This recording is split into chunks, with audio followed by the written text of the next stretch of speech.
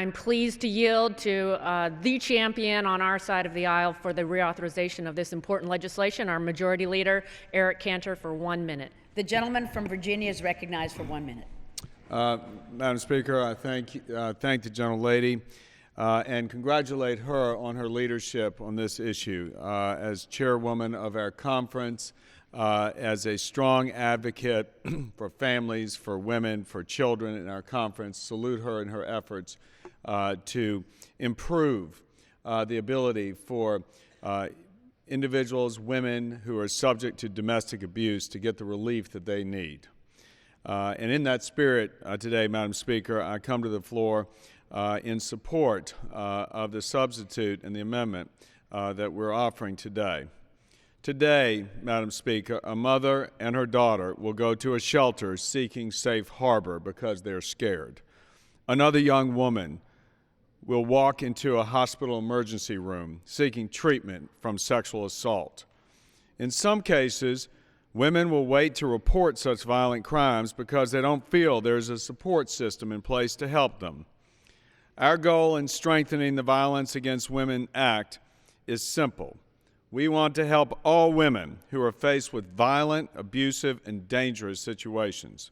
We want to make sure all women are safe and have access to the resources they need to protect themselves, their children, and their families.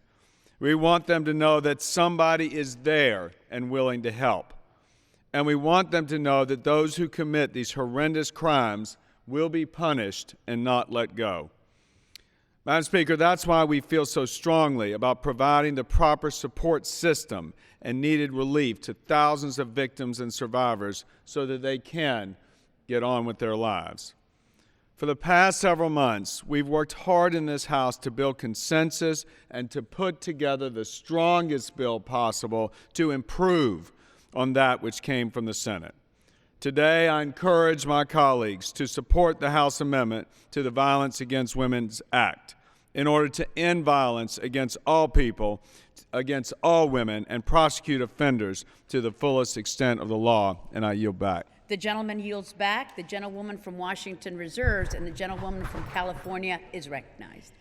Madam Speaker, I am pleased to yield 1 minute to the gentleman from New Mexico, Mr. Lujan, who has been a champion for ending violence against women for all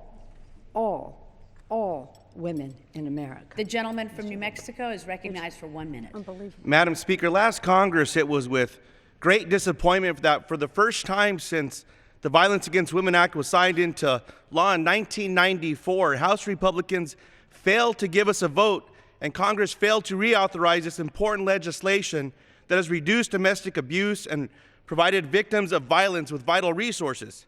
The effort to reauthorize VAWA